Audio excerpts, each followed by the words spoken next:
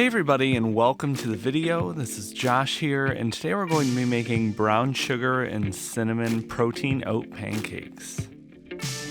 Lately I've been testing a few more natural pancake recipes that are going to provide a little bit of extra protein compared to a traditional pancake, but aren't really relying on all of the protein powders and artificial sweeteners that you see in so many other pancakes. These pancakes aren't overly sweet, but they are just so rich and nutty and full of flavor. I really couldn't recommend them enough. I really hope you give these ones a try. Be sure to check out beardedfatloss.com for all the ingredient amounts and more info. Starting off, we're going to toast our oats. This is a big differentiator for this recipe. You want to take your old-fashioned oats and put them over medium heat in some sort of dry pan and just toast them for about 3 or 4 minutes or until you get a nice brown color and a really amazing aroma from the oats. You want to stir these occasionally, but while we're waiting for these to toast, we're going to combine all of our dry ingredients into another bowl.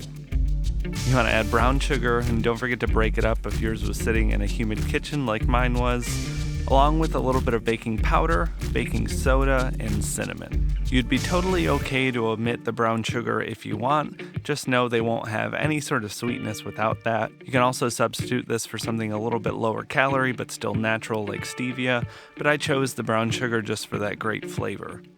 Now that all of our dry ingredients beside the oats are combined, we're going to grab another bowl and combine all the wet ingredients. Keeping these separate is very important for the texture of the pancakes.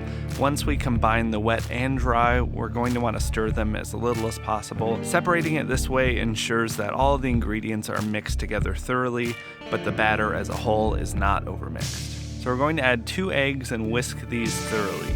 We're also going to add some low-fat, unsweetened vanilla Greek yogurt. You can also use plain yogurt here or sweetened yogurt here, but I think the vanilla adds a little bit of extra flavor without any extra sugar, and the Greek yogurt is very high in protein.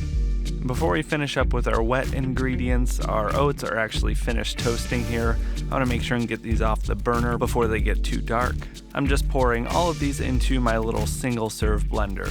And before we blend that up, I'm going to add the last wet ingredient, and that is just a little bit of vanilla extract. We're going to stir this until thoroughly combined, and then blend our oats, pulsing on high. Once you reach a fine flour consistency with blending your oats, we're going to combine that in with the rest of our dry ingredients, and then we'll combine the dry ingredients with the wet ingredients in the larger bowl.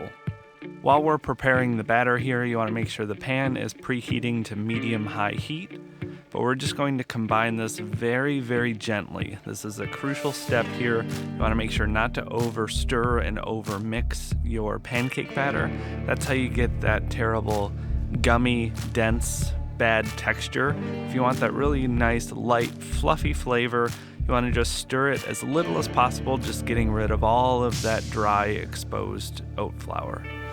Once you don't see any more dry spots, this is good to go, and we're ready to start with our pancakes. Spray a little bit of nonstick spray onto your pan, and make sure to spread it out with a paper towel. To get that nice, even brown coating on the pancakes, you don't want to have any excess spots of oil on the pan. Once you pour on the batter, we're just going to let these sit. Usually with the oats, it's going to take a little bit longer to cook through compared to, Hungry Jack or any of the basic white flour pancake mixes. So you want to just let this sit here and pay attention to the air bubbles on the top. Once you see more and more of those bubbles coming through and popping, we know the other side is finished cooking. And as you can see, there are more and more of these bubbles, so we are ready to flip here. Be very gentle, place your spatula under, and go for that flip.